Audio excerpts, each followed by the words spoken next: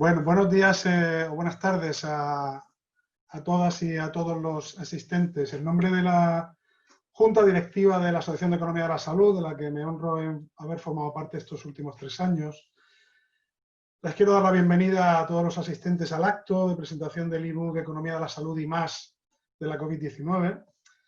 En particular, saludo a las socias y a los socios de AES, así como a todos aquellos que, no siéndolo, pues sí son habituales o esporádicos seguidores de la actividad de nuestra asociación y participan en nuestros talleres y jornadas. Y también le doy la bienvenida y agradezco la presencia a los medios de comunicación que se han interesado por este evento, así como en general a todos los presentes. Quiero dar también las gracias al presidente de AES, a Toni Mora, por haberme cedido el honor de hacer de maestro de ceremonias esta mañana, lo que les confieso que me hace especial ilusión, no solo, pero sí en buena medida por la admiración y el afecto que profeso a los colegas y amigos que me acompañan. Vicente Ortún, emérito de la Universidad Pompeu Fabra, Carlos Campillo y José María Avellán. Bueno, no los presentaré porque todos conocen sobradamente sus méritos y filiación. Antes de empezar, animo a todos los presentes, os animo a compartir en Twitter. Tenéis aquí en el fondo la cuenta de AES para que mencionéis en vuestros tweets esa cuenta y así como el hashtag AESCOVID y que le demos difusión en las redes a este evento. Bueno, como casi todos vosotros, casi todos ustedes saben, la Asociación de Economía de la Salud celebra anualmente su encuentro científico, las Jornadas de Economía de la Salud en el mes de junio. Este año estaba previsto que entre el 23 y el 25 de ese mes tuviese lugar en Zaragoza la 40ª edición de estas jornadas. Las jornadas XL, según su numeración romana, que estaban llamadas a ser también XL por su talla científica y su impacto social y mediático. Pues de ello se habían encargado las dos Garcías, Sandra García Armesto y Pilar García Gómez, al frente de los dos magníficos grupos humanos que constituían y constituyen sus comités organizador y científico. Bueno, las 40º jornadas de AES se celebrarán, no os quepa la menor duda, pero tendremos que esperar unos meses todavía para poder encontrarnos en la ribera del Ebro. No hace falta que dediquemos mucho tiempo a explicar por qué las jornadas no pudieron ser en esas fechas, ni tampoco me voy a extender en reiterar el pesar que supuso para la Junta Directiva tener que adoptar la decisión de su suspensión o cancelación y anunciarla a los socios el pasado 20 de marzo. Esa triste decisión, que lo fue, sin embargo, pues vino acompañada de la puesta en marcha de un ilusionante proyecto que, sin aspirar a reemplazar nuestro encuentro anual, sí pretendía mantener viva la llama de la asociación durante este extraño y a la vez terrible periodo y contribuir a reafirmar la misión de AES, que no es otra que difundir la economía de la salud y propiciar el encuentro y confrontación de ideas, estudios e investigaciones. Bueno, el resultado de este ilusionante, como decía, proyecto es el que hoy nos trae aquí. En tiempo récord, lo que hace apenas 4 meses era una feliz idea de un ilustre socio que hoy ha tenido a bien acompañarnos en esta presentación, se ha convertido en una magnífica obra colectiva, pluridisciplinar, ambiciosa y de un notable rigor científico y académico que constituye un motivo de orgullo para AES. Y que esperamos que sirva para mejorar el conocimiento de la pandemia y de sus efectos, así como para alimentar el debate sobre la gestión y la política sanitarias. Como se señala en el breve texto que acompaña la invitación a este acto, este proyecto coral aborda el estudio de la pandemia desde prácticamente todos los ángulos posibles. Epidemiología, zoonosis, salud pública, atención primaria, hospitalaria, sociosanitaria, el impacto económico, la conducta de los ciudadanos y los políticos, sistemas de información, los medios, las políticas económicas, fiscal, laboral, educativa, de lucha contra la pobreza, hasta el cambio climático. Algunos de ustedes, algunos de vosotros y de vosotras ya habréis tenido ocasión de conocer el contenido del libro a través del blog Economía y Salud, donde se han venido publicando durante las últimas semanas cada uno de sus capítulos al estilo de las novelas decimonónicas por entregas. Porque esto es importante subrayarlo, a diferencia de otras obras de naturaleza similar a esta, que recientemente han visto la luz, magníficas por otra parte, el libro que hoy presentamos no es una recopilación de posts o de artículos previamente publicados por sus autores, sino que recoge una serie de contribuciones inéditas elaboradas expresamente para formar parte de sus contenidos. La publicación previa de sus separatas en el blog era una concesión a la demanda urgente de información y análisis que percibíamos en el entorno, pero todas estas aportaciones individuales ofrecen un valor añadido como obra unitaria en el formato que hoy se presenta. Finalizo mi intervención agradeciendo en primer lugar a los editores de la obra, José María Avellán y Carlos Campillo, su generosidad al aceptar el encargo de llevar adelante este proyecto y el titánico esfuerzo que me consta que han realizado para tenerlo listo en un plazo de tiempo tan escaso. Recibir José María y Carlos y José María, tanto monta, no solo el reconocimiento de la Junta Directiva, sino también nuestra más sincera enhorabuena por el excelente resultado final. En segundo lugar, agradezco también en nombre de AES la aportación de los autores y autoras de cada uno de los capítulos, más de 30 expertos en muy distintos campos, por regalarnos sus saberes y conocimientos y, cómo no, por entregar ese valioso tiempo que han dedicado a la escritura y revisión de los textos. Extiendo el reconocimiento a los editores del blog, a Cristina Hernández y Jorge Mestre, por su entrega también en la tarea de difundir en primicia los contenidos del ebook. Y termino agradeciendo a nuestro querido Vicente Ortún el que hiciera llegar a la Junta la idea que cristalizó en el embrión de este proyecto, así como que una vez más esté a disposición de AES para acompañarnos en este acto de presentación.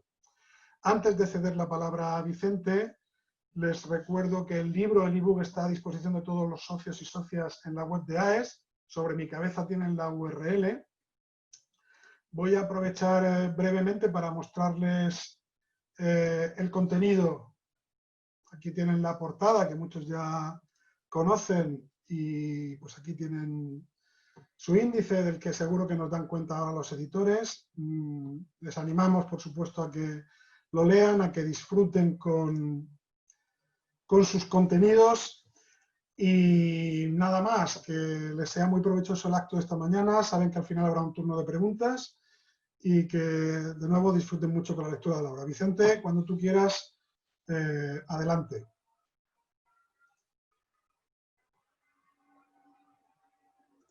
Bueno, gracias, Fernando. Hoy va de libros escritos, pero sobre todo va de libros por escribir. Y en una segunda parte hablaré un poquito del impacto y la utilidad de esos libros. Libros escritos nos vamos a referir fundamentalmente a dos de entrada. A la economía de la salud y más, que es el que motiva este acto, y a un libro que salió en 1974, escrito por Teresa Pàmies, que era la esposa de Gregorio López Raimundo, que se titulaba Cuando éramos capitanes. Son las memorias de la guerra civil y del exilio de una mujer que acabó siendo una muy buena escritora. Con los socios de AES que tienen más juventud acumulada, como Juan Cabasés, que veo que estaba conectado, hace un rato estaba, a lo mejor ya se ha ido, y otros como, no sé, Félix Lobo, Lluís Bohigas, Chomino Uriarte, Juan Artells. Habíamos comentado hace muchos años que teníamos que escribir cuando éramos capitanes, porque la mayor parte de la actividad profesional de los socios iniciales de AES estaba en la gestión, en la responsabilidad sanitaria. De alguna forma fuimos capitanes. Y con ese mensaje acabaré. Tenemos que volver a ser capitanes. En cuanto al libro, claro, libros hay muchos. Cuando éramos autores, cuando éramos académicos, cuando éramos gestores. El más difícil de escribir sería cuando éramos editores. Porque autores, si cogemos los 700 de AES, más los 300 asimilados, salen 1000 personas. 1000 personas en combinaciones tomados de 20 en 20, sale un 10 con un exponente altísimo y manejable. Pero es que incluso 1000 personas tomados en grupos de 20 mutuamente excluyentes, salen 50. En AES tenemos para hacer 50 libros. O sea, lo que no tenemos son tantos editores. Y por eso me gustaría resaltar la importancia que tienen los editores de este libro. Para ser editor hace falta mucha lectura y mucho oficio, que afortunadamente lo han tenido todos los implicados. Implicados ya empezando por la Junta de AES, el presidente Toni Mora y las dos personas de la Junta más relacionadas con el blog y el boletín, que son Ruth Puig y Ana García Altés. Pero claro, oficio tiene Jorge Mestre. Jorge Mestre ha sido director de la consultoría de la Office of Health Economics durante muchos años. Cristina Hernández es la editora en el Observatorio Europeo de Sistemas Sanitarios y Salud. Y ya cuando vamos a los editores del libro, pues tenemos a Carlos Campillo, que le llaman desde Washington para editar los informes que hace la Oficina Regional de la Organización Mundial de la Salud, y tenemos a José María Avellán, que ha dirigido obras emblemáticas como la del 2013, Sistema Sanitario Español, Sostenibilidad y Reformas. Los dos editores directos del libro, José María Avellán y Carlos Campillo, ya habían sido pareja de hecho, editando previamente el boletín con números antológicos. Como antológico es, Carlos, tú no estabas antes, la reseña que si fuera tú, el perfil que te hizo José María Avellán en el número 89 del Boletín Informativo Economía y Salud, diciendo que eras un vivant universal que se embarca en proyectos por amistad, yo lo marcaría y lo adjuntaría para tenerlo en casa. Es un perfil extraordinario. Y por último, dentro del número 89, y ya el último, que ya es editor en cantera, pues Fernando Sánchez. Él ha revisado, ha sido el revisor último de todos los textos que han quedado impecables. ¿Cuál es la compensación que tienen estos editores? Pues que el trabajo se difunda, que sea útil y que el medio, el blog y el boletín crezca. Pero desde el punto de vista de AES hay que apoyar a estos editores y preocuparse por formar cantera.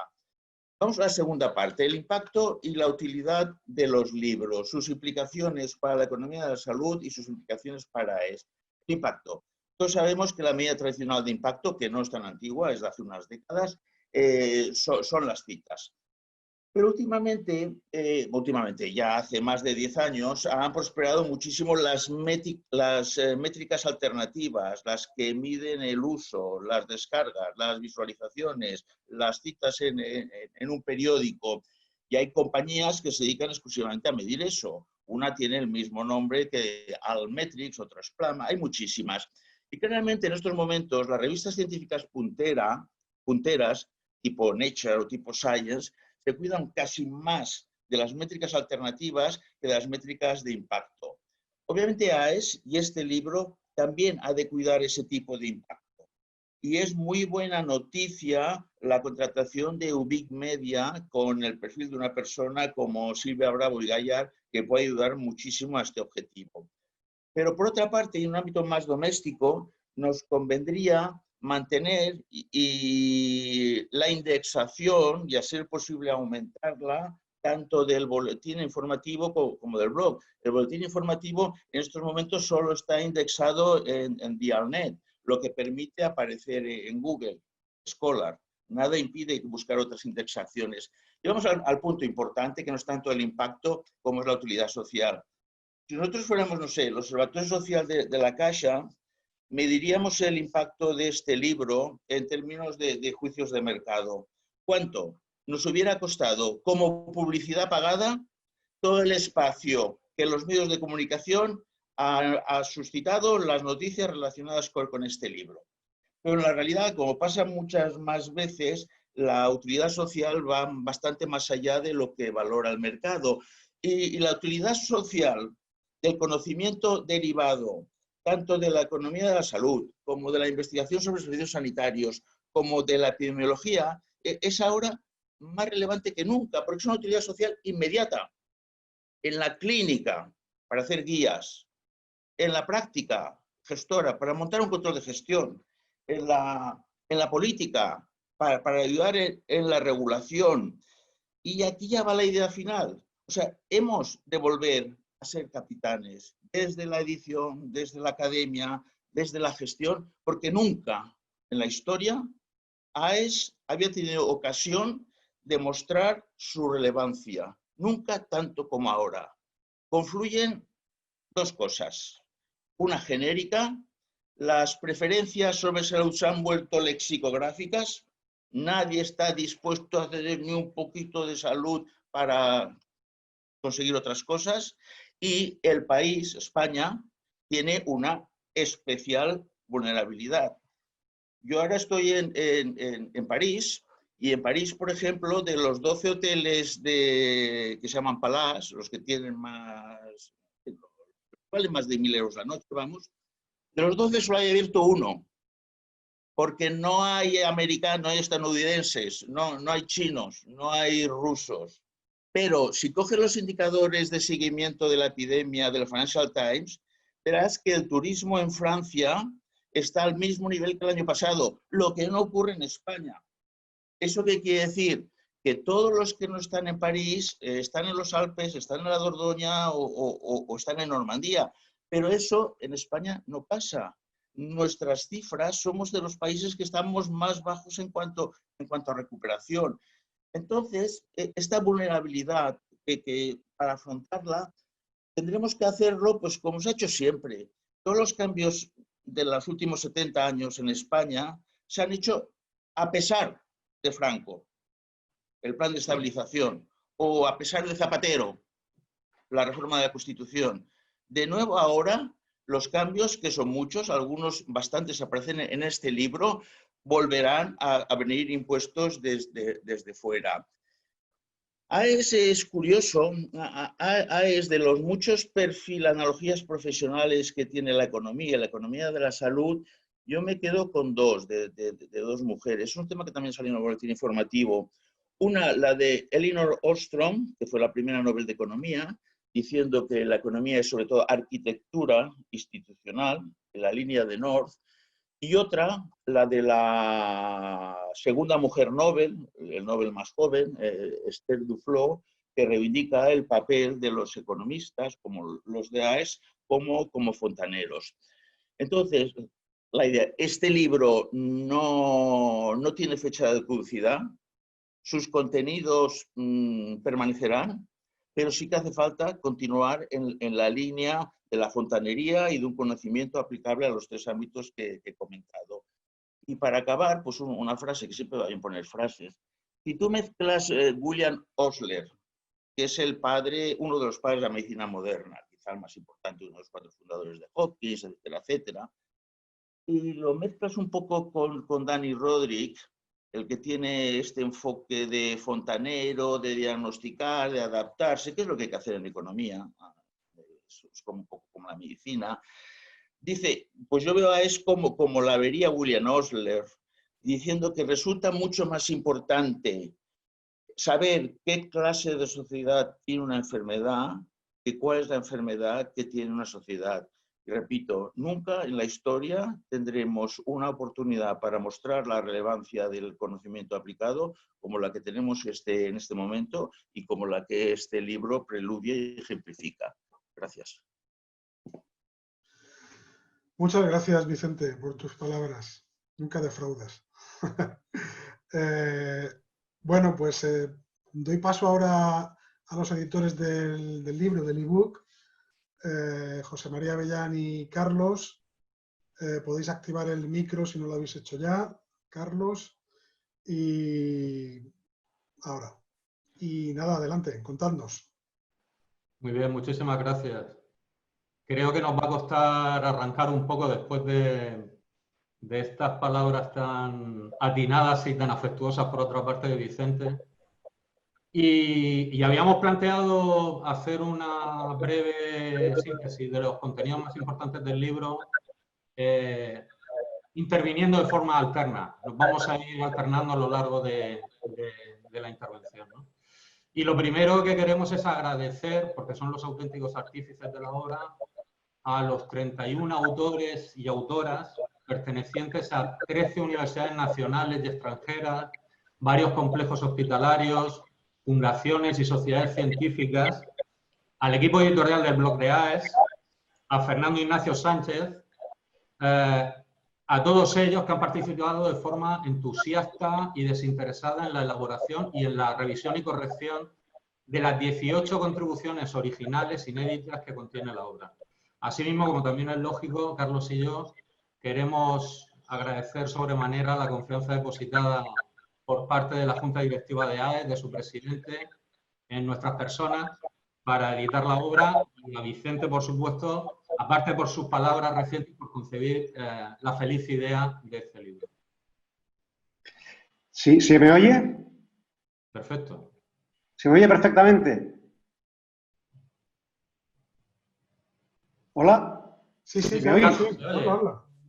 Ah, perfecto, perfecto. Sí, no, yo además de lo que acaba de decir José María, también queríamos resaltar que este libro se ha elaborado en condiciones muy especiales, ¿no? De enorme presión de trabajo en todos los participantes, sobre todo en aquellos participantes que estábamos trabajando en la trinchera asistencial por las circunstancias impuestas por esta pandemia, ¿no? Y también cabe resaltar que se ha realizado bajo una incertidumbre, en unos casos, barajando información muy preliminar y cambiante diariamente en todas las esferas abordadas. Yo puedo decir, por ejemplo, ¿no?, que yo he estado trabajando revisando pruebas diagnósticas, tanto PCRs como pruebas de anticuerpos, y os aseguro que había días que nos estaban cayendo 3 y 4 pruebas nuevas de detección de anticuerpos con información muy preliminar, muy deficiente, con las cuales teníamos que elaborar recomendaciones de uso, ¿no? O sea que agradecemos mucho a todos los artífices de esta obra por el generoso compromiso y a AES por haberlo realizado en estas condiciones tan precarias y tan complicadas que hemos tenido todos. Muy bien, pues lo que vamos a hacer a continuación es ir glosando a modo de píldoras, pequeñas píldoras muy breves, los principales mensajes de cada capítulo. Carlos, sí, empezamos, mira, en el primer bloque dedicado a la epidemiología, en el capítulo 1, el profesor Andreu Segura pues, nos presenta una síntesis, yo diría que canónica, ortodoxa, desde el punto de vista de la epidemiología, de las características esenciales de este mal virus, el SARS-CoV-2, y de su relación con la familia de coronavirus a la que pertenece. Una buena descripción también canónica de la epidemiología de la enfermedad, como reservorios, mecanismos de transmisión, la clínica de la COVID, de la enfermedad, sintomatología, sus formas clínicas, la evolución, pronóstico.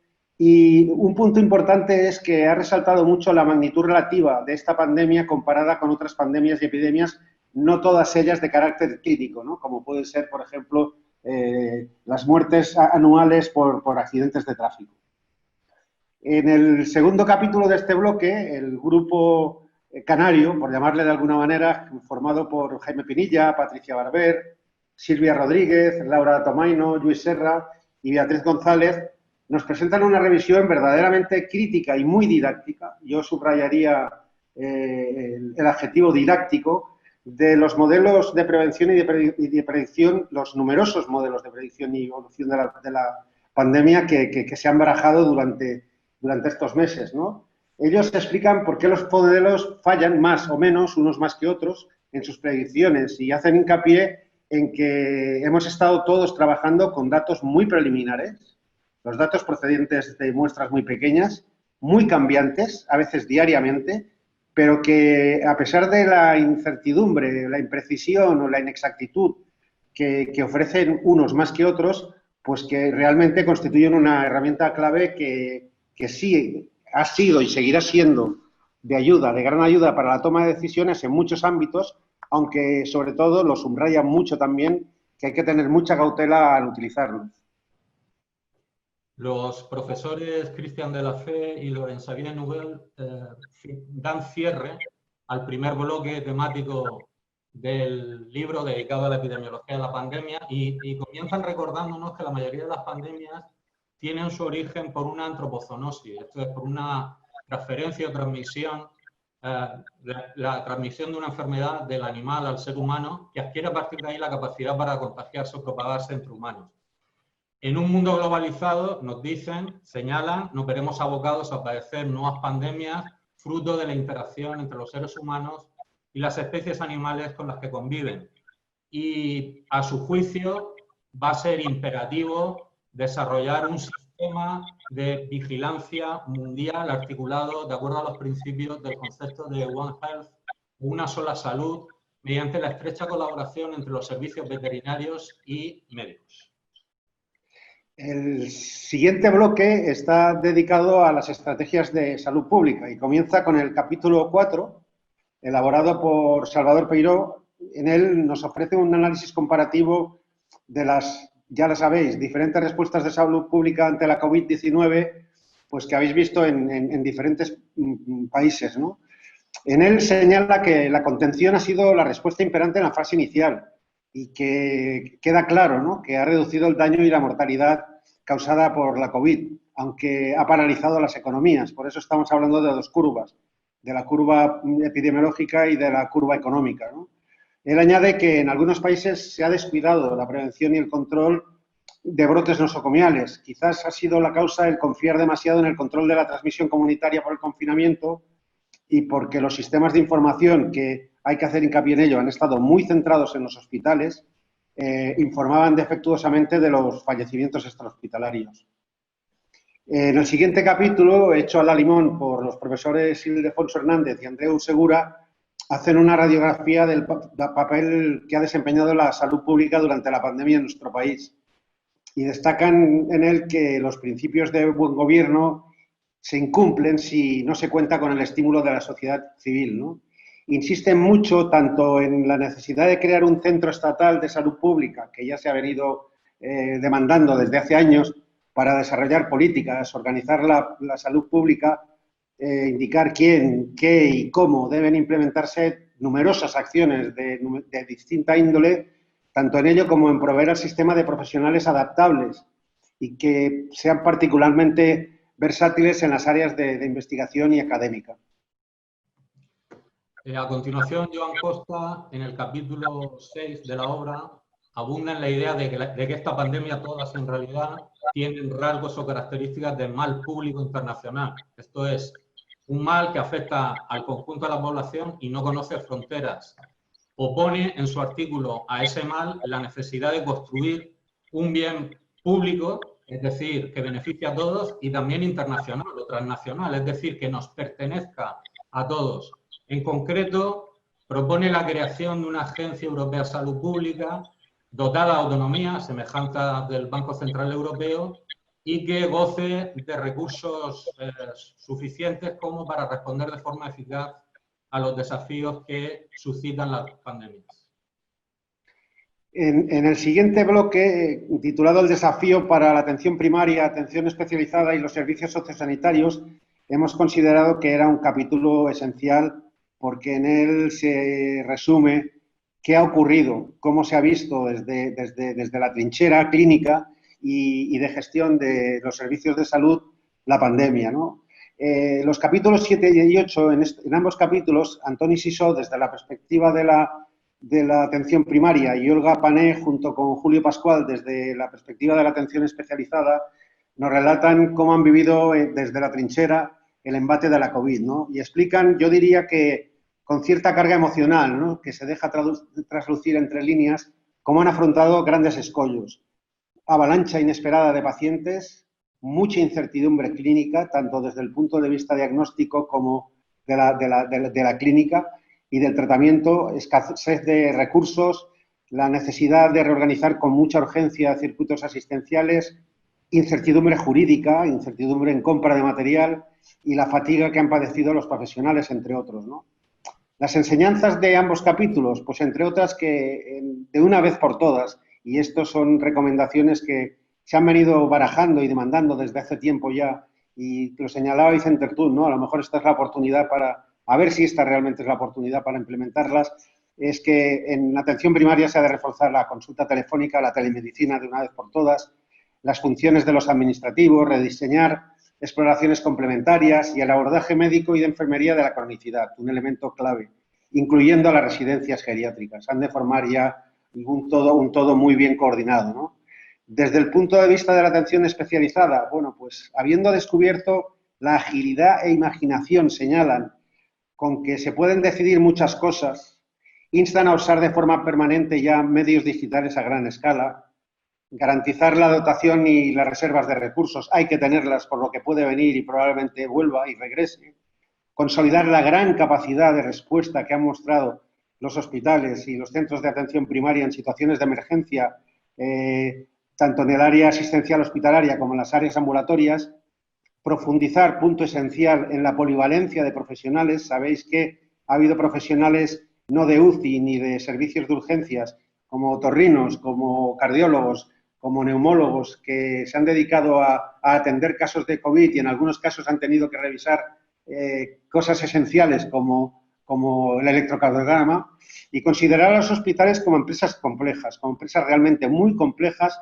que no pueden gestionarse con instrumentos que hasta la fecha pues mucha gente ha considerado para estornos dedicados, ¿no? En estornos estables y de alta certidumbre, porque vuelvo a insistir, la incertidumbre ha reinado durante estos meses, ¿no? El capítulo 9, que cierra este apartado, lo ha escrito el profesor Juan Oliva y complementa los dos anteriores, afirmando que la alta tasa de mortalidad que hemos comprobado en las residencias y los centros sociosanitarios muestran que no estaban en absoluto preparados para el embate de la COVID-19, ¿no? Las prestaciones, señala también, de la ley de dependencia recayeron en los servicios sociales. No se ha creado un nuevo espacio para la atención a la dependencia ni se ha buscado durante tiempo integrar los servicios con un componente sociosanitario, ¿no? Añade, punto importante, y además lo acompaña de numerosas cifras, que España es uno de los países occidentales que menos recursos destina a cuidados de larga duración y que el coste para el sistema de la autonomía y la atención de la dependencia pues dista mucho de ese 1% del PIB que se preveyó en un principio, ¿no? Por último, él hace hincapié en que la formación continuada y la acreditación rigurosa de los trabajadores de los centros sanitarios y residencias, tal como se encuentran y a pesar de lo que hayan aprendido durante esos meses, pues parece difícilmente conciliable con precios públicos por hora de ayuda a domicilio actuales, ¿no? Los reinantes. Muy bien, el siguiente bloque es el dedicado a la economía de la pandemia y en el capítulo 10 el profesor Jaume Puig nos recuerda que las denominadas intervenciones no farmacológicas, de las cuales los confinamientos son la medida más drástica, fueron ya empleadas por diferentes ciudades estadounidenses durante la mal llamada gripe española de 1918. Del análisis de la experiencia pasada se infiere con claridad, cosa que quizá estamos comenzando a atisbar, por desgracia, en el momento actual, que en la mayoría de los casos la mortalidad repunta de nuevo cuando las restricciones se relajan o se liberan, dando lugar a una segunda oleada de la pandemia, aunque casi siempre, concluye el profesor Puig, menos grave que la primera. En el capítulo siguiente, el profesor Ángel López plantea que las diferencias en las estructuras productivas y de los mercados de trabajo de los distintos países, las distintas economías afectadas por la pandemia, hacen que el impacto de esta sea dispar. De esta y de las medidas de gestión o de política instrumentadas para paliarla. Señala también que en ambas dimensiones, modelo productivo y mercado laboral, por desgracia, la economía española es una de las más vulnerables. La limitación del daño económico y el estímulo a la recuperación, a la reactivación, dependerá, primero, de que el Banco Central Europeo continúe respaldando a las economías nacionales con su política de compra de deuda y, segundo, que entre en vigor el reciente acuerdo sobre el Fondo de Recuperación de la Unión Europea adoptado en el último Consejo Europeo. El capítulo 12, que da finalización a este bloque de la economía de la pandemia, en ese capítulo Avellán, Jiménez y Del Llano abordan las claves conductuales de la gestión de la pandemia, destacando el papel que han jugado y juegan sesgos cognitivos, como por ejemplo el exceso de confianza o de optimismo, que conduce a sobrevalorar nuestras capacidades preventivas y asistenciales y a minusvalorar o a infravalorar la nocividad de la pandemia.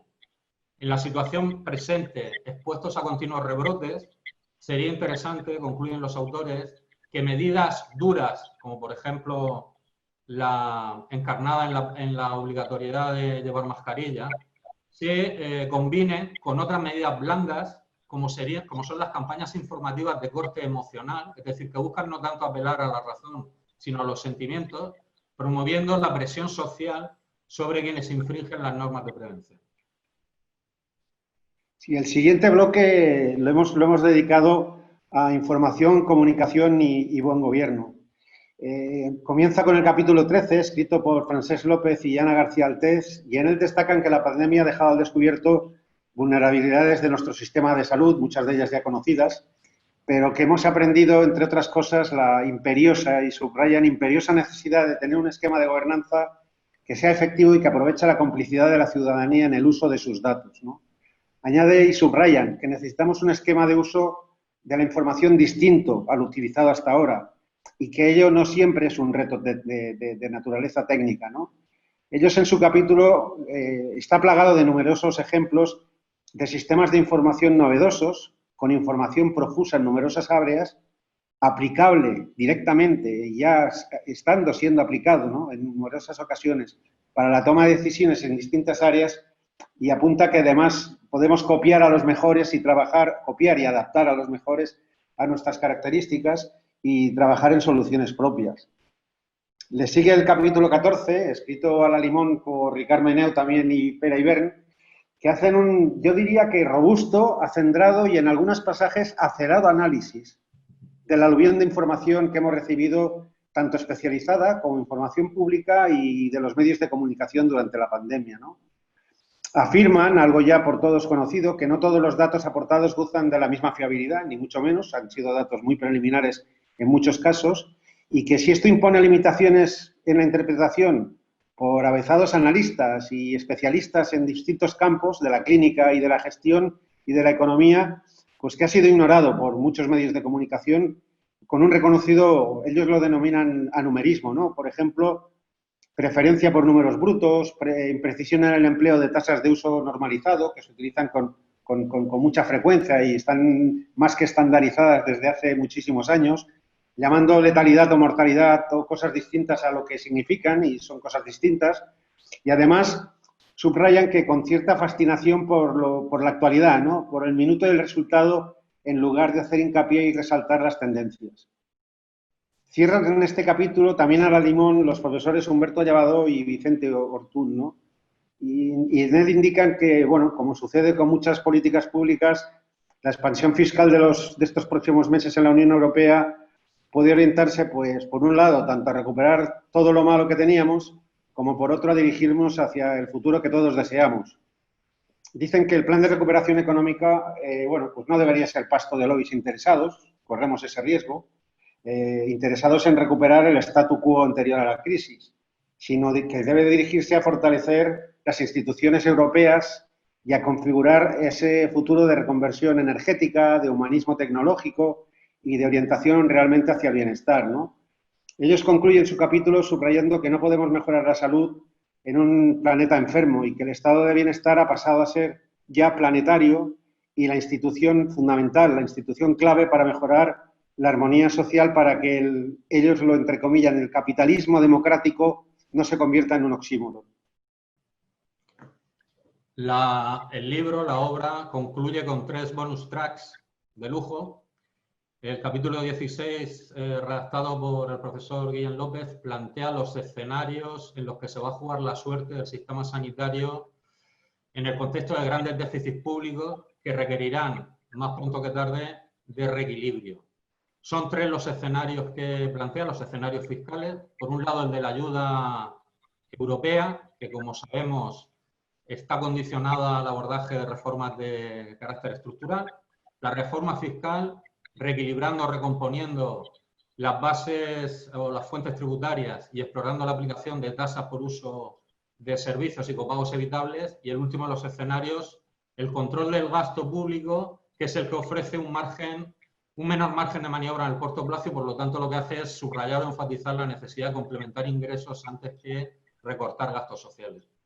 Siguiente capítulo, 17 de la obra, las profesoras Marisol Rodríguez y Rosa Urbanos alertan de las consecuencias sociales de la pandemia, aumento de las desigualdades de todo género y de la pobreza, promovidas fundamentalmente por el aumento del desempleo, la creciente precarización de las relaciones laborales y el ensanchamiento de la brecha digital.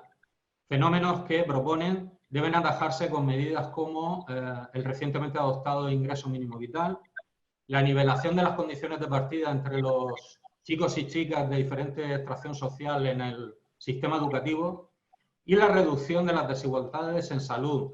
Entre otras medidas, señalan la necesidad de reformar los actuales copagos farmacéuticos. Y la última de las contribuciones originales al libro está redactada por Paloma Fernández y Félix Lobo, donde abogan por un mercado mundial de vacunas ordenado, no salvaje.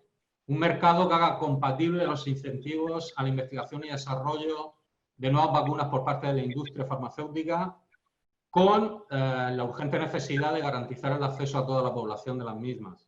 Los autores sugieren varias soluciones para este disyuntivo dilema, como sería en primer lugar incrementar los fondos públicos destinados a promover esa investigación y desarrollo, cosa que están haciendo muchos gobiernos en el marco de esta pandemia, la creación de un fondo común de patentes de medicamentos para favorecer o facilitar sobre todo el acceso a los países menos desarrollados, y también la necesidad de armar grandes acuerdos de cooperación internacional, como es el caso de algunos de los que se están promoviendo en el seno de la Unión Europea para, en definitiva, coordinar y financiar el lanzamiento de vacunas contra la COVID-19. Y esto sería la síntesis o las píldoras de estos 18 fabulosos capítulos que constituyen el libro, junto con la introducción y un apartado de conclusiones que viene a sintetizar todo lo anterior. Sí, yo, José María, quería hacer un pequeño comentario final. Y es que, bueno, van a llegar con toda seguridad comentarios diciendo que no hemos tratado todos los temas. No, realmente no se han tratado todos los temas. Por ejemplo, que no se ha contado, y lo va a decir más de uno, no se ha contado pues con la opinión de médicos, de personal asistencial, ¿no? De tanto médicos como personal de enfermería, como personal de gestión y administrativo. Y bueno, yo lo que quiero decir es que hemos trabajado con mucha premura, no ha dado tiempo para abordarlos todos, hay más temas pendientes, pero que a mi juicio los 3 capítulos dedicados a atención primaria especializada y sociosanitario, a nuestro juicio, reflejan con meridiana claridad la opinión de todos los colectivos asistenciales, ¿no? También puede haber algún comentario diciendo que, bueno, que ha habido mucha desinformación, información muy deficiente sobre las diferentes pruebas diagnósticas. Se habla de PCR, pero hay varias PCR, se habla de pruebas de detección de anticuerpos y, si no me equivoco, ha habido como hasta 60 en el mercado, algunas de ellas afortunadamente han desaparecido por baja validez diagnóstica, y no ha dado tiempo realmente a poder elaborar un capítulo de este tipo porque la información realmente ha sido cambiante día a día, y quizás hoy nos veríamos ya hoy, no hace 3 semanas, con la capacidad de poder haber elaborado un capítulo dedicado a este tema, ¿no? Hombre, yo me permito añadir a lo que tú has dicho que esto es un poco una tarea inacabable. Quiero decir que podríamos estar reelaborando el monográfico continuamente, porque en tanto en cuanto no exista una vacuna eficaz, segura, accesible y tratamientos más efectivos de las tentativas actuales, esto va a estar sujeto, muy apegado a la coyuntura, ¿no? O sea, que es seguro que hay algunos aspectos del libro, aunque Vicente ha sido muy generoso al decir que es un libro con contenidos intemporales, etcétera, ¿no? Pues seguro que hay algunos que se ven, en cierto modo, perjudicados por el transcurso del tiempo, pero sí que tiene una mirada a largo plazo, ¿no? O sea, que yo creo que sí deja un pozo. Yo creo que este es un libro para si alguien quiere una lectura reposada, reposada y accesible, ¿no? Porque quiero insistir, para quienes vayáis a leer el libro, que espero que seáis todos, que cada capítulo solo tiene 4 páginas, ¿no? Entonces, son píldoras. Así lo concebimos desde el principio. He de decir, sobre todo, por la clarividencia de Carlos, que insistió mucho en este tema de la brevedad, ¿no? Muy bien. Bueno, yo solo parafraseándonos a nosotros mismos, cuando digo nosotros hablo de la Junta Directiva en la introducción al libro, píldoras que son perlas en muchos casos, ¿no? Son auténticas joyas algunas de estos capítulos breves que conforman la obra. Bueno, yo os agradezco de nuevo la síntesis que habéis hecho de la obra, y lo he puesto aquí en el chat, lo digo ahora de viva voz. Estamos ahora en tiempo de recibir preguntas, tanto los editores como Vicente, que seguro que le apetece contestar a las dudas que puedan tener los asistentes al acto. Yo entiendo que podéis, me perdonáis si no lo controlo del todo la técnica, pero creo que podéis escribir en el chat y dirigir vuestro comentario, vuestra pregunta, para que sepa que tenéis interés en participar, o hay también una herramienta de preguntas-respuestas.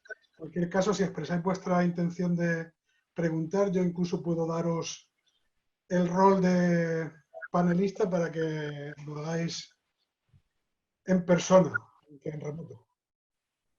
Así que abrimos el turno de preguntas y de debate.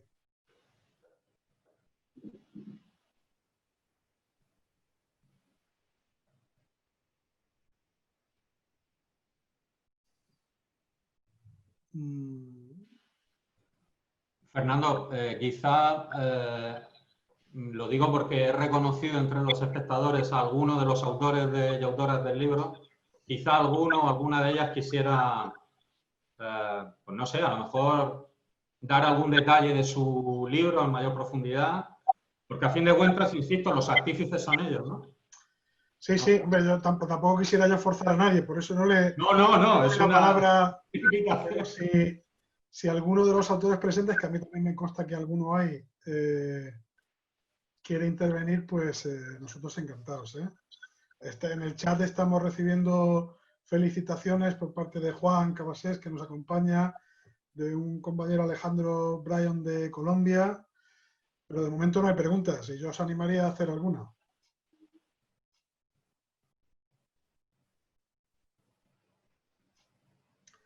Si...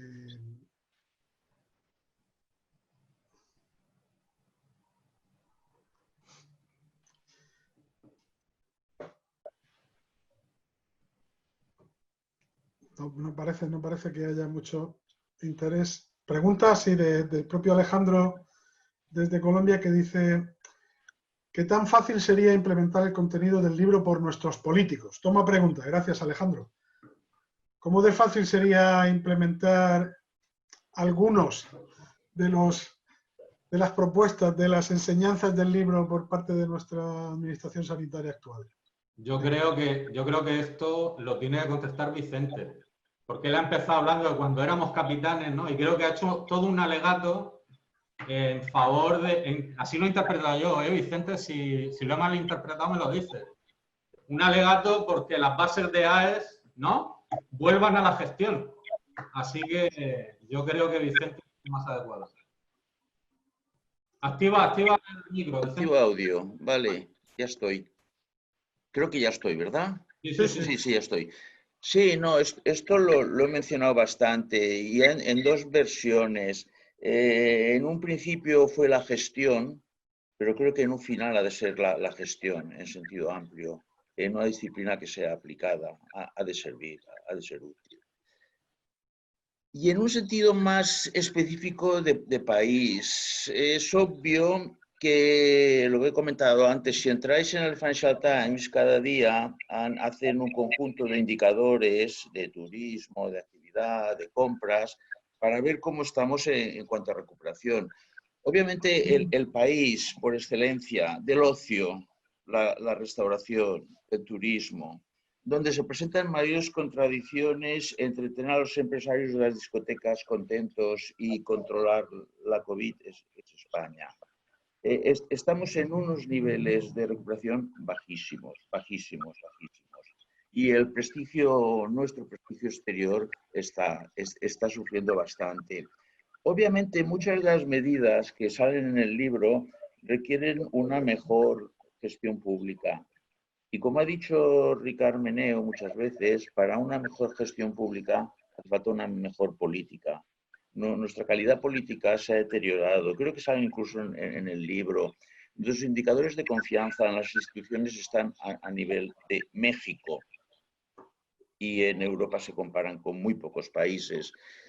Entonces, posiblemente el desencadenante, porque en la vida hay que pensar en problemas que sean importantes, vulnerables y que además respecto a los cuales tengas una especie de sacacorchos.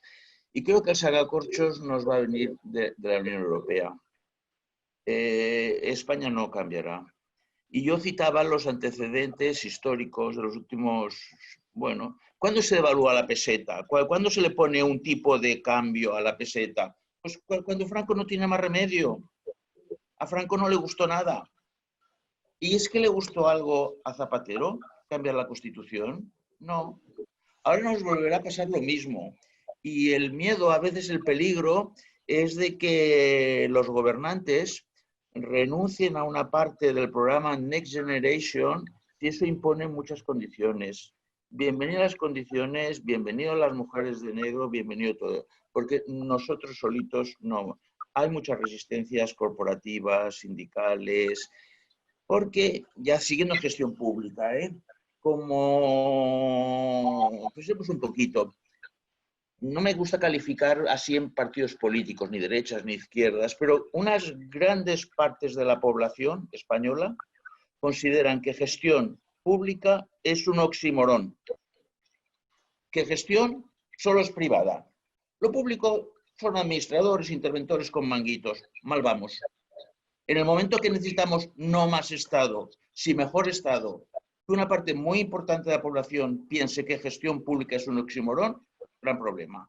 Pero es que además hay otra parte también muy amplia de la población que está absolutamente convencida de que fuera del funcionariado y de los estatutarios no hay salvación.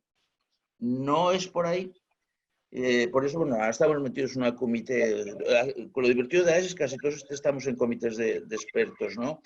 Yo creo que entre todo lo que hay que reformar, micro, meso, macro, la prioridad más importante está en la gestión de centros. A mí me gusta decir en plan catastrofista, para que la gente lo entiende, no os perdáis la entrada de Beatriz González en el blog Nada es Gratis. En los últimos 8 años, la actividad pública ha caído en Madrid, la privada se ha disparado, se han contratado especialistas en la privada. Extrapolemos esto. De aquí a poco subastamos públicamente los activos sanitarios y, de paso, los universitarios. Porque no nos estamos espabilando. Y costará espabilarse. Por eso es muy importante el detalle del paquete de medidas de acompañamiento que acompañan. El Next Generation es una oportunidad imperdible para España. Y sí, y aquí AES también estoy convencido. AES tiene la gran ventaja de conocimiento institucional, de entender bien los problemas de sanidad, de economía, y un poco los resultados están yo no puedo citar nombres, pero, y os los transmito, mucha gente externa a AES me ha escrito diciendo que siguen asiduamente el blog, las entradas y nos felicitan. Hemos de continuar con eso. El libro permanece, pero habrá que seguir, hay que seguir, vamos. Entonces, Vicente, la contestación a la pregunta de Alejandro es que fácil no va a ser y solamente si nos obligan. Sí, sí. A nuestro pesar. Yo quisiera, si puedo, complementar con un pequeño comentario lo que acaba de decir tan acertadamente Vicente, y es un tema muy trillado, ¿no? Trillado ya y demandado hasta el hartazgo, diría yo, que es el tema se ha hablado mucho de la autogestión de centros, etcétera. A ver, lo vais a encontrar en el libro numerosas recomendaciones sobre medidas que hay que adoptar, que son factibles, que las conocemos desde hace tiempo, que no se pueden implantar, sino que de hecho se han implantado, incluso saltándose muchas normas, como puede haber sido compras, ¿no? Yo he vivido en directo las dificultades que se han tenido pues, para comprar mascarillas en China, servicios de salud pequeños, como puede ser el de Baleares, ¿no? Pues se ha visto la necesidad de contactar con chinos que viven aquí y preguntar a ver de quién podían fiarse a la hora de comprar mascarillas allí. Han tenido que trabajar con compañías aéreas, buscar cuál era el mejor precio para llevar un avión y volverlo cargado con mascarillas, sencillamente, ¿no? La capacidad de reorganización rápida, de creación de nuevos circuitos, etcétera, etcétera, que mucha gente ha visto cuando ha ido a los hospitales, pues demuestran que cuando la autogestión en serio y con mayúsculas se implanta, pues es algo que rinde resultados como los que hemos visto en muchos centros, aunque no en todos, ¿no?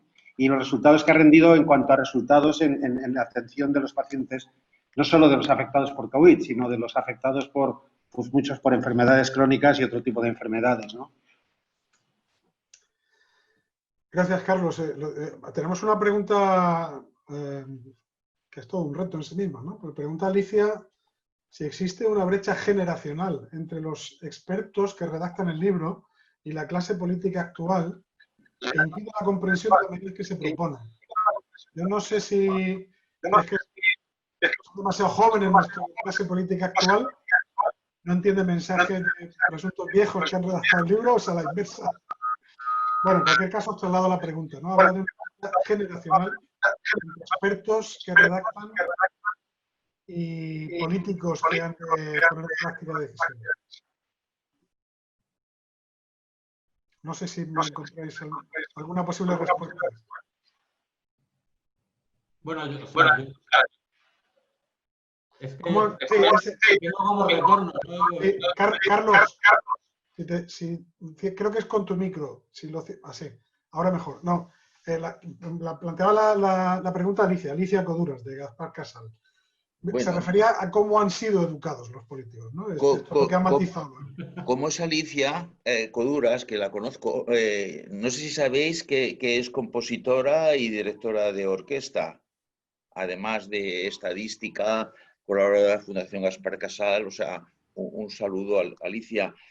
No es eso. Un año, ahora me cuesta datarlo, si fue el 2011, 2012, 2013, empezamos a hablar bastante con Ricard Meneo y compañía de buen gobierno y con una serie de propuestas para mejorar la calidad, la transparencia. No es un problema de edad. En el libro hay personas, Francesc López Seguí no creo que llegue a los 30 años, justo irá. O sea, no es un problema de edad, es un problema tal vez de selección adversa de una parte de los políticos, de partidos que como los sindicatos jugaron un papel muy importante en la transición política y para garantizar que jugaban ese papel fueron blindados. Ahora los blindajes resultan excesivos, pero difícilmente será profundizar en una ley de partidos en la que los propios partidos se sustraigan atribuciones y se introduzcan controles. Eso, de nuevo, tiene mala solución desde dentro. No es un tema de edad. También nosotros, yo tampoco soy partidario de echar la culpa a los políticos, en la sociedad somos responsables todos, ¿no? Y lo que sí que podría hacer un poquito más los políticos, si no quieren que haya muchos que los critiquen, es crear comités de expertos. Por ejemplo, en salud pública, hablábamos con Boro Peiró esta mañana, ¿no? ¿Por qué no creamos un comité de expertos en salud pública? Hay que hacer movilizaciones y los símiles bélicos no son correctos, pero en Suiza movilizan al personal para hacer prácticas militares cada año. Aquí, cuando antes se iba a la mili, pues no pasabas a la reserva hasta que tenías bastantes años. Un profesional, de alguna forma, igual que los clínicos fueron a la trinchera asistencial, creo que los salubristas, los economistas, cualquier profesional ha de aceptar ir a la trinchera de la salud pública. Y yo creo que como si fuera político, les invitaría. Hay que dar responsabilidades. Entre otras cosas, desde un punto de vista muy cínico, todo el tiempo que están trabajando, evitas que estén escribiendo diciendo lo que habría que hacer, que lo hagan. O sea, hace falta acción. Lo que comentábamos de capitanes, diagnósticos, análisis, los tenemos y los tenemos bien. Hace falta hacer. Sí, hombre, Vicente, yo antes aludías a decir, no os perdáis el post de Bea en Nada es Gratis. No sé si hablamos del mismo, ¿no? Creo que sí. Hace poco publicó una entrada donde hacía una valoración crítica de las conclusiones aprobadas, ¿no?, en el seno de la Comisión Parlamentaria de Reconstrucción en lo que concierne a la sanidad. Y ella misma, que ha participado en calidad de súper experta, por supuesto, por ahí han pasado muchísimos expertos, varios socios de AES, reputadísimos y ampliamente conocedores de la materia, se mostraba, digamos, tenía un sabor agridulce, ¿no? Descontenta con el resultado porque había ciertos temas que son problemas estructurales que nos acompañan para secula seculorum, ¿no? Como el tema de la evaluación económica, de la cartera de servicios, que simplemente son ignorados, ¿no? Y luego falta la agenda de trabajo, es decir, la implementación, que es la la gran brecha, ¿no? Yo creo que Carlos antes ha puesto un ejemplo que está bien traído, lo digo sobre lo de la edad de los políticos y esto, que se refleja muy bien en los 3 capítulos, sobre todo en el capítulo de atención primaria especializada, ¿no?, del libro, como en el marco de una situación de emergencia sanitaria brutal, como tú bien has dicho, Carlos, los centros han sabido organizarse y autogestionar, en la mayoría de los casos con acierto, sin directrices, sin pautas e incluso, decías tú, casi vulnerando la ley de contrato del sector público porque necesitaban material de protección, etcétera, ¿no? Bueno, el estado de excepción permitía la vulneración de la ley, pero una vez que el estado de excepción se acabó, la posibilidad de gestionar sencillamente, de ser polivalente, de hacer 1000 camas de intensivos en 15 días, de cambiar los horarios incluso, esa ha desaparecido. No, yo lo que destacaría del blog de Bea, ella solo ha puesto un cuadro con datos de utilización, ingresos quirúrgicos, altas partos. Existen otros datos más en la misma línea. Si esa línea se convierte en tendencia y los ciudadanos españoles empiezan a votar con los pies, con la sanidad, que es la princesa del estado de bienestar, acabará pasando como con la educación. Colegios privados para las clases socioeconómicas altas, colegios públicos para las clases socioeconómicas bajas. Con lo cual, la brecha educativa, que ahora se va a ampliar más, continúa ampliándose. Esto todavía no ha pasado en sanidad, pero estamos en un 71% de financiación pública, que es comparativamente es una financiación pública baja, y con una inanidad de la oferta pública que está un poquito atada de manos, que puede llevar a lo que comento de la desamortización del estado de bienestar en España. O sea, lo más serio son los datos de Madrid. Son espectaculares. Y no quiso poner otros, todavía más espectaculares, que es la contratación de especialistas. Los especialistas en los últimos años han ido todos a la privada. Solo en reanimación, no sé qué cosas, gana un poquito la pública. Eso es muy preocupante. Si os parece, había solicitado intervenir Sandra García Armesto, le voy a abrir el micro. Si quieres, Sandra, te abro la cámara también, como tú quieras. Yo creo que con el micro me apaño y así resguardamos un poco la conexión. Venga, pues bien, porque os oigo sonreír. Buenas tardes. Sonreír. Adelante. Hola, buenas tardes. Bueno, es recuperar temas, en realidad, o abundar sobre lo mismo. Claro, efectivamente, la decepción yo creo que tenemos todos con las conclusiones de la Comisión de Reconstrucción. Fue hacia una exposición absolutamente palmaria de ella. Y también el entusiasmo que veo que compartís sobre lo que ha sido capaz de hacer el sistema en estas condiciones de excepcionalidad, ¿no? Todos lo hemos resaltado. Pero yo no sé, y a mí cada vez me pesa más y lo someto a vuestra consideración, era porque había un solo propósito, ¿vale? Es la magia de repente todas las voluntades aunadas a un solo propósito, que además, y permitidme que haga un poquito de ejercicio de cinismo, tenía un revestimiento heroico absolutamente seductor. Todo el mundo quería contribuir a aquella causa, ¿vale? Efectivamente, el estado de excepción nos permitía hacer cosas que no podíamos hacer de otra manera y todo el mundo se alineaba para esto. En el momento en el que esto remansa, insisto, provoco y lo someto a vuestra reacción.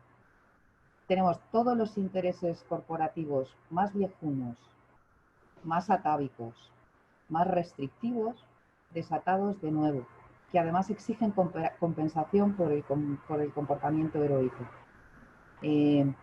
Comparto todas las reflexiones que habéis hecho sobre la lógica de la clase política, sobre la lógica de la gestión.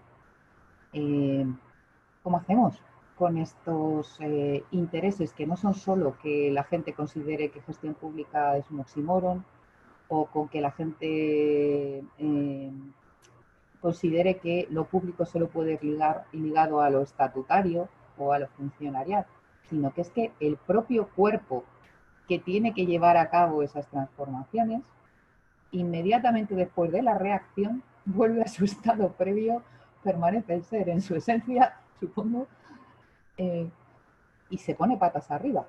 Y lo estamos viendo con la reforma de la atención primaria que se supone que nos hacía tanta falta, por ejemplo, por citar solo un ejemplo.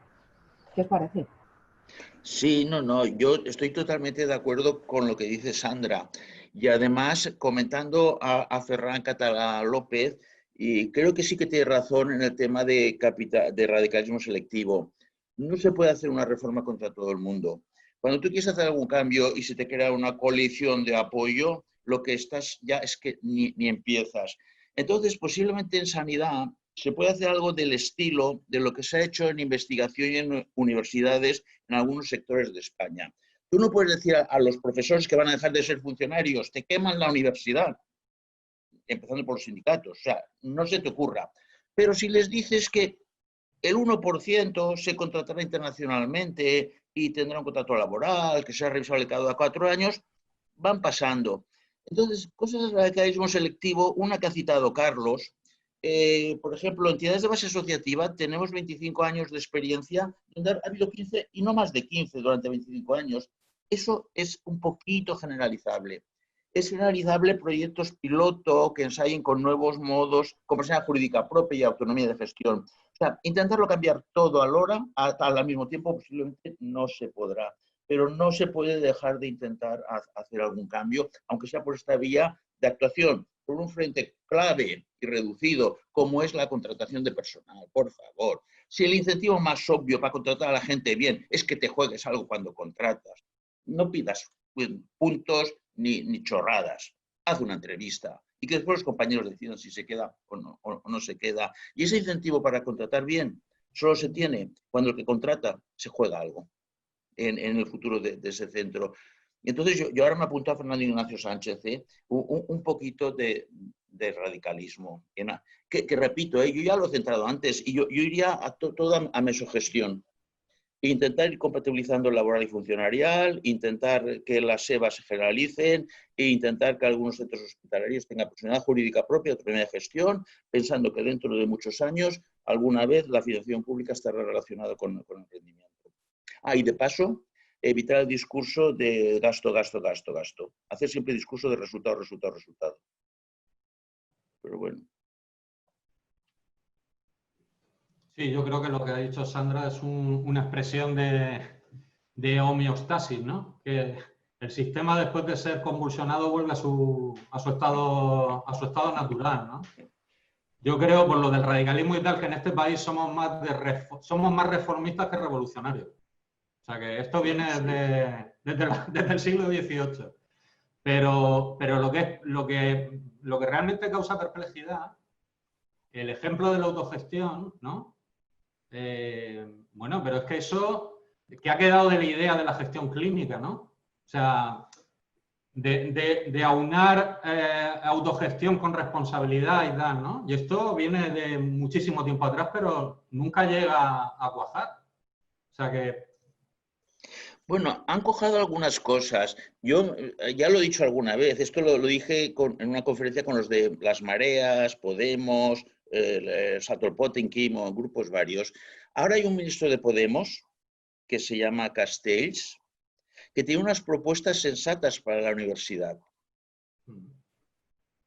Algo así hace falta salud pública. Curiosamente, Castells coincide con el que para mí ha sido el mejor gestor público, al menos universitario, de este país en los últimos años, que se llama Andreu Mas Collell.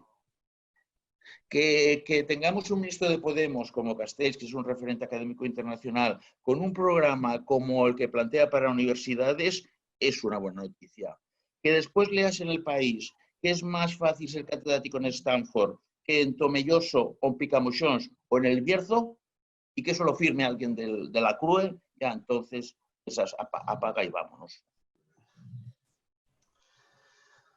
Bueno, no sé si estamos ya en 1h15 de acto, de algún modo, no totalmente, pero nos estamos desviando un poco del contenido en sí de la monografía, como era de prever.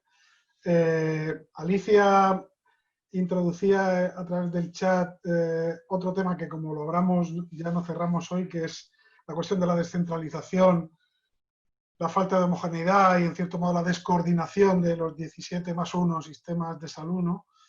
Yo encantado si queréis decir algo al respecto y podemos ir concluyendo, si os parece, con lo que queráis opinar sobre esto. Rosa Urbanos tiene algún artículo y Pilar García sobre el impacto positivo de la descentralización. Pilar García seguro, y Rosa Urbanos, que está en la audiencia, ella lo sabrá.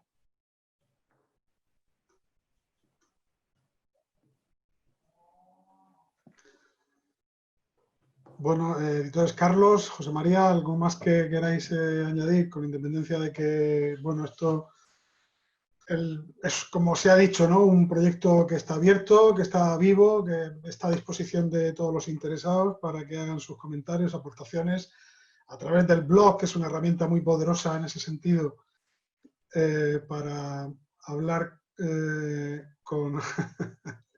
Me río por el comentario de Rosa en el chat. Sí, yo lo he visto. No te preocupes, Rosa, no te vamos a liar.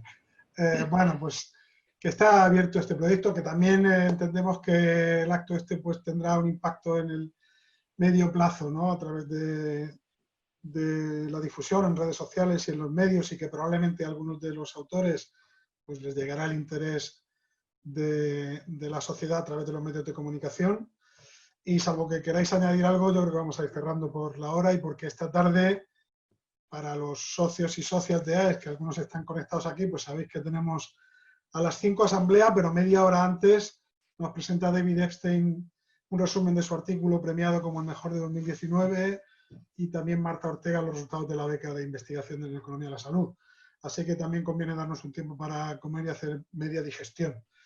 Entonces, si queréis decir alguna cosa más para terminar, encantado. Sí, quizás un comentario muy puntual y muy particular, ¿no? Y es que, a ver, visto desde el ámbito donde yo trabajo, ¿no? Yo creo que en el ámbito asistencial se ha aprendido mucho. En estos meses se ha aprendido mucho. Deprisa y corriendo, pero se ha aprendido mucho. Y me atrevería, osaría decir, ¿no? Que en algunos centros, incluso algunos de gran tamaño, sin dirección, se organizarían ante un nuevo embate, ¿no? Se organizarían ellos. Es decir, la gente ha aprendido, y Olga Pané en su capítulo no habla de imaginación, que se ha hecho con imaginación, todos inmersos en un mar de incertidumbre, de desconocimiento en cuanto a tratamientos, en cuanto a las formas clínicas como se estaban presentando los casos, que han sido variadísimas, ¿no? Ha habido cuadros exclusivamente neurológicos, por ejemplo, ¿no? Yo creo que eso se ha sentado, no hay un pozo de aprendizaje, no solo desde el punto de vista, sino desde el punto de vista de la autogestión. Y bueno, eso que se ha ido aprendiendo, y además, por ejemplo, se ha visto, ¿no? Yo lo hemos visto en el caso de Baleares.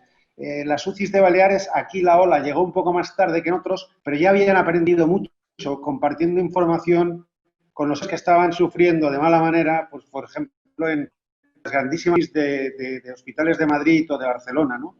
La gente ha aprendido, y la gente que y lo digo porque me lo comentan, ¿no? Muchos clínicos. Tenemos la que pensamos, y quizás no quiero no soy muy optimista, tampoco quiero ser un acérrimo pesimista, ¿no? Quizás eso, aunque sea una pieza de un engranaje complejo, pues síntoma, ¿no? De que se puede mejorar en algo la gestión, sobre todo la gestión clínica en los meses y en los años venideros, ¿no?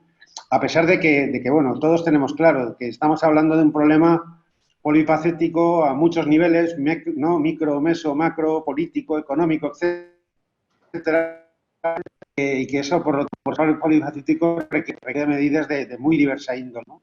Pero yo, desde el ámbito donde trabajo y más conozco, yo creo que lo que se ha aprendido puede servir de algo. Gracias, Carlos. Es que estábamos teniendo problemas con tu audio al final, pero yo creo que se te ha entendido todo. Y yo casi que me quedaría con este mensaje de esperanza, ¿no? De lo mucho que se ha aprendido, y bueno, ahora las estructuras deberán facilitar que ese aprendizaje se traduzca en cambios, no sé si que sean estables o que sean asumibles para el futuro, ¿no? Bueno, yo creo que vamos a cerrar aquí, si os parece. Muchas gracias, Vicente, por estar a nuestra disposición para charlar.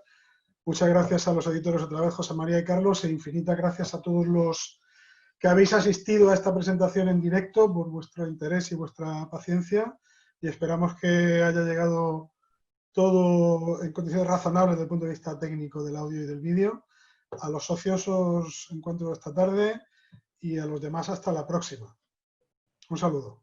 Gracias. Luego. Hasta luego. Hasta la Gracias a próxima. todos. Hasta pronto. Salimos.